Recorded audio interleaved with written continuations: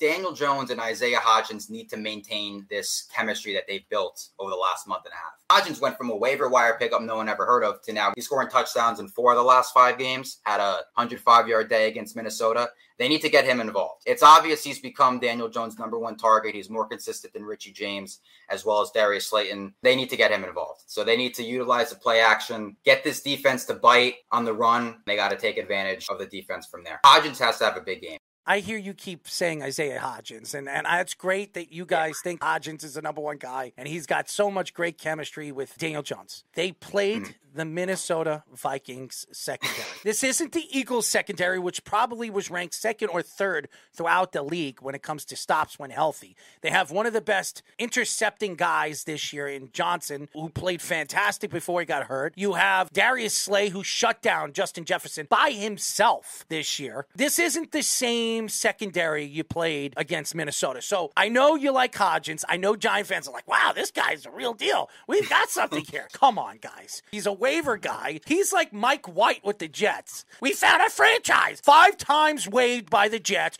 2 times waived by the Cowboys. Give me a break. True. This guy is no good. I'm not saying Isaiah Hodgins hasn't played well. If you think Isaiah Hodgins is going to do what he did against Minnesota, you guys are going to be very upset when he puts up numbers like 30 yards in this game and he doesn't sniff a chance to get a touchdown. First of all, if the Eagles secondary is allowing Kenny Golladay one-handed touchdown catches, I think anything's possible with Isaiah Hodgins. So it is definitely sort of like a Mike White case where there's 1 or 2 good games. And I think that goes back to the fact that this franchise and these fan bases haven't seen much success, if at all, in the last 5 years. Odell So Beckham. once one player is like, has a great game, it's like they're the franchise. Yeah. No, but I think Isaiah Hodgins isn't a true #1 in this league. But at the same time, what other option do the Giants have on a consistent basis? Darius Slayton's a nice player. Darius Slayton's had chemistry with Daniel Jones. I mean, they were the same rookie class. But is Darius Slayton going to be as consistent as Isaiah Hodgins has been the last? I think he's been, throughout the season, more consistent.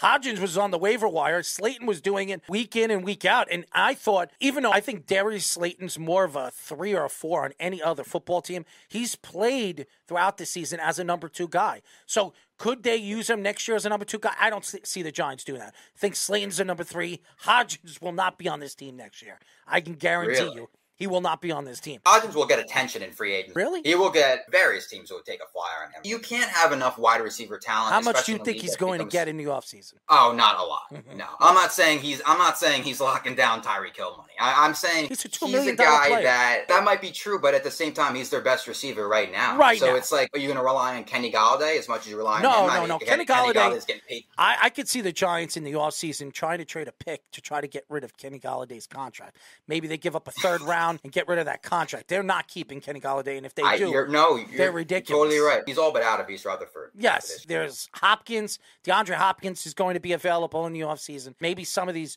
wide receivers are going to be dropped. There's not many on the list this offseason. To find a #1, you really got to find him in the draft. The Giants are drafting in the 20s. More than likely, they're not going to get a #1 guy over there. Maybe they get lucky. We've seen guys. St. Brown, he was drafted in, the 3rd round. He's become a star in the league. So you might get lucky and find somebody. But they haven't had a star wide receiver since Odell Beckham. They tried to bring him back. Nobody knows what's going on with him if he's 100% healthy, but that's on another world. Maybe they bring Odell Beckham back. About like a month ago, I thought about it if they would bring back Odell. If they had Odell Beckham on this roster right now, then I would say the Giants might have a chance because Odell Beckham is one of those guys that just does these spectacular things. He can run routes that other people can't. I didn't think the Giants were going to get Odell this season. I didn't think he was going to be healthy, and obviously he isn't, or else he'd be on the Cowboys right now, probably. I thought of it this coming offseason. They try to bring back Odell on a reasonable deal and also try to draft a receiver in the 1st round. I think they could bring back Hodgins. Hodgins is their best option right now. That doesn't mean Hodgins is going to be their best option next year because they still have a lot of moves to make in the offseason. But yeah, I thought for a little maybe Odell come back, but I'd have to see how they operate in free agency. That would take the city by storm if Odell's back. 100%. He wants to be back. Oh my God.